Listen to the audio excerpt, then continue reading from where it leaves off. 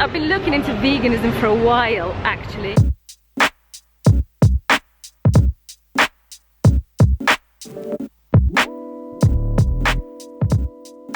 Hi guys, welcome back to the channel. So an interesting and different response video today. A few of you asked us to take a look at Dena TOKIO.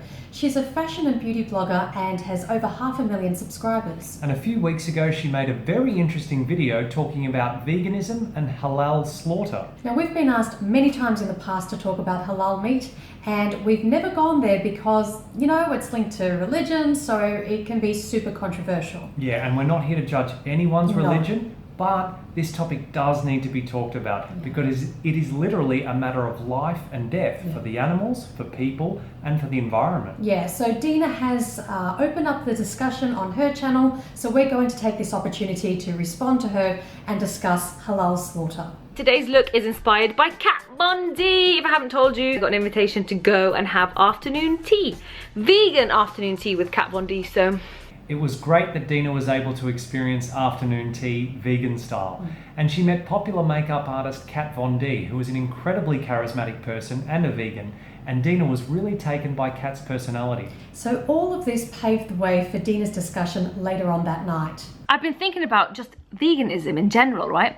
And I always think, oh, what if I was to go vegan? What if I was to go vegan? But it's just a thought. It's never like, okay, I'm actually going to do this, because I know how difficult it would be to transition, and I like really got to know what to buy and how to prepare food and stuff. Kudos to you, Dena, because thinking about veganism is the first and most important step to actually allow yourself to question the status quo and consider the alternatives. Yeah, that's right. And so it's all a matter of education, because initially it can seem very, very daunting. But once you understand why it's important to be vegan, the how becomes a lot easier to deal with. To get the education, we recommend you watch these 3 documentaries to understand the health, environmental, and ethical aspects of veganism. And they're all linked down below. And we'll talk more about the practical side and the diet later on, but first we want to address halal slaughter. It's just made me think about the halal industry in the UK in general. How halal actually is it, just because they put the stamp on it?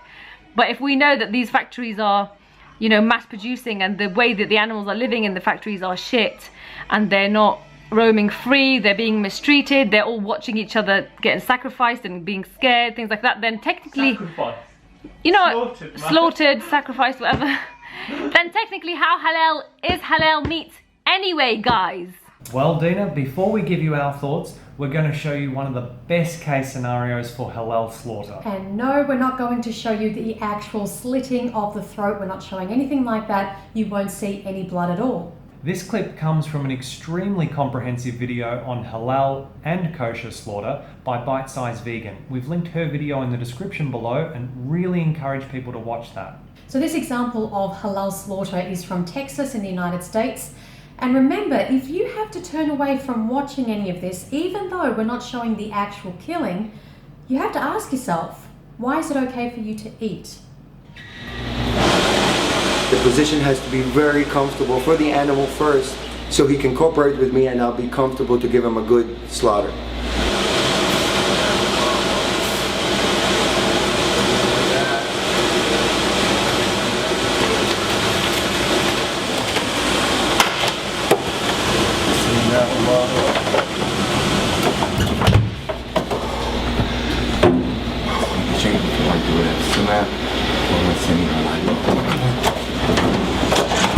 No, I didn't ask you to do that.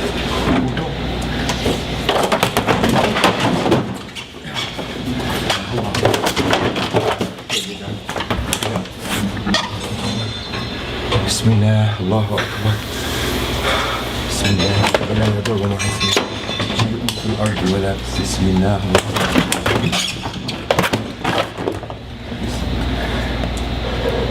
I need some more water. There you go, baby. There you go, baby.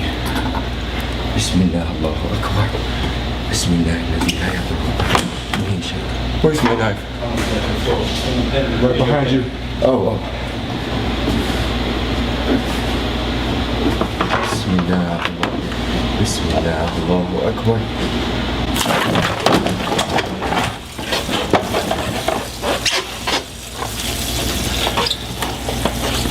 Got it? I want to assure you, only lucky animals are slaughtered here. They are very proud for them to fulfill their mission. It is a necessary act for this meat to reach your table. But it's not necessary for meat to be on your table. So Dena, this is the best case scenario for halal slaughter.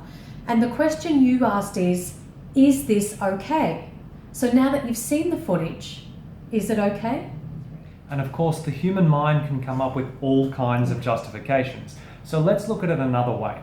If this is the best case scenario for halal slaughter, if this is the most humane way to take someone's life, would it be okay if your life were taken in this way?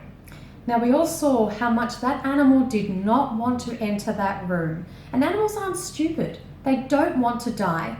They know what's going on, and we force them against their will. And if we put ourselves in the victim's position, if it's not okay for us, then it's not okay for anyone else, human or non-human animal. So Dena, the questions that you had about the conditions this animal was raised in, was it free or was it in a shitty factory farm? At the end of the day, it doesn't really matter, does it? No, that sheep could have been treated like royalty. Yeah. But on the day of his or her execution, none of that matters.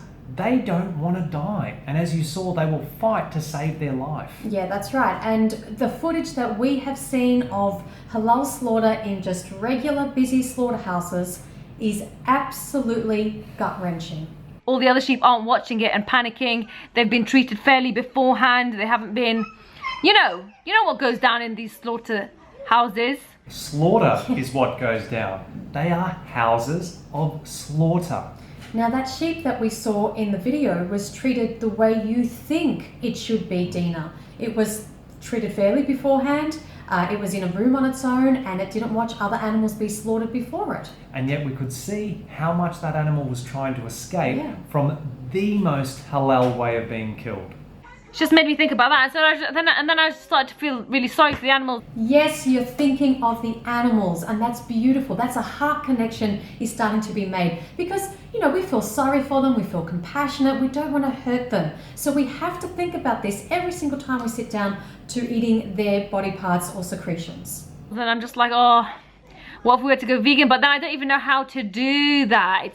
Okay, it's not as hard as you think, No. Dena. Step 1, as we said earlier, is getting the education. Videos are linked down below. Step 2 is to replace all of those animal products with plant foods. Now, there are as many ways to eat a vegan diet as there are to eat a non-vegan diet. So you can be super healthy, or you can be super junk food, or somewhere in between. You're very lucky, as you seem to live in or around London and therefore have access to many plant-based substitutes. Yeah, all vegan meats, all of your dairy products, including chocolate, and even vegan eggs these days. But you don't even have to use any of those substitutes if you don't want to. You could eat a less processed vegan diet focused predominantly around whole plant foods like fruits, vegetables, whole grains, legumes, greens, nuts and seeds. So you're cooking the same meals as you always have, but you're just replacing those animal products with vegan substitutes, or you're eating more starches like whole grains and potatoes and legumes. So Dena, we found a What I Eat video from you from about 6 months ago.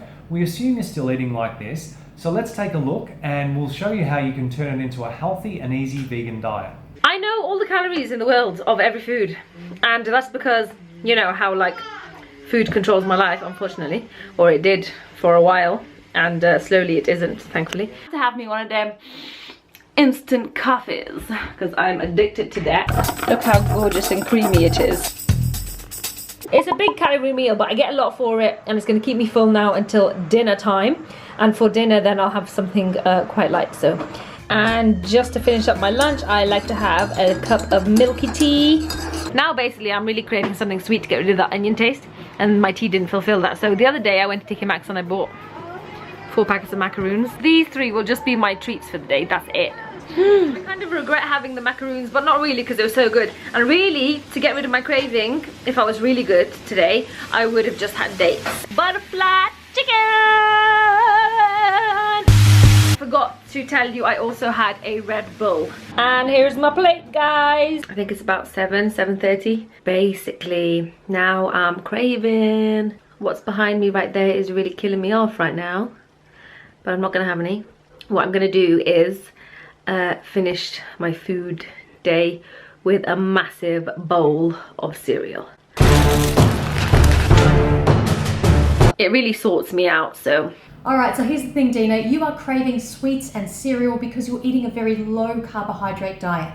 Now, our brain runs exclusively, and the cells in our bodies run predominantly off glucose, which is most readily available from carbohydrates. And so our brains will continue to drive us towards carbs when we don't eat enough of them. And yes, you held off from the Doritos that night, but eventually you're going to eat them, because not only are you eating a low carbohydrate diet, but it's also a very low calorie diet. So your body is hungry and it's going to send you towards calorically dense foods, which is something like the Doritos that is high in fat. That's why everybody eventually gives in to cravings. Exactly, and because you're eating a low calorie, low carbohydrate diet, you're reaching for the caffeine in the form of coffee and Red Bull to make up for the energy that you're not getting from your diet.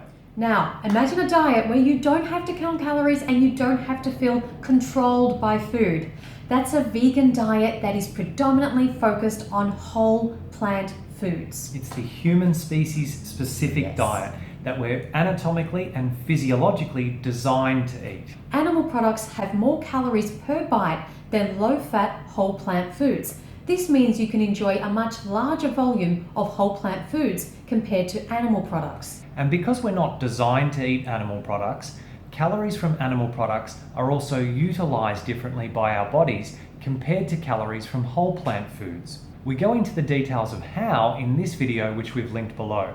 Basically, this means that on a low-fat, whole plant foods diet, you can reach and maintain your ideal body weight without calorie restriction. So let's rework the meals that you showed. Instead of having a massive bowl of cereal late at night after dinner, have that cereal for breakfast with plant milk and fruit. Start your day with high-carb foods and fuel your body with energy. Your lunch was half great. The beans and avo are perfect. Instead of tuna and eggs, have a grain like rice, quinoa, couscous or pasta, or even throw some potatoes in the oven and they would be perfect with those beans. And you can add a vegan meat too if you like. Same thing for dinner. Get rid of the dead animal and focus on whole plant foods. And of course you can have a plant-based chicken substitute as well if you want. And vegan cooking is not hard. No. Trust me, I had no experience cooking before I was vegan. And now I cook at least half of the meals we eat. You do, it's good. Soups, curries, pastas, anything you currently eat can easily be made vegan. So although you may feel overwhelmed at this stage about the idea of not eating animal products anymore, rest assured that we've all been there. Most vegans, including us, ate meat, dairy and eggs for most of our lives. And it's simply about getting the education and then choosing the plant milk, yogurt, cheese, etc. instead of the dairy. It's simply a matter of choosing the vegan meat substitute or an extra bag of potatoes or an extra bag of rice or a pack of pasta instead of the flesh of an animal who fought to save its life.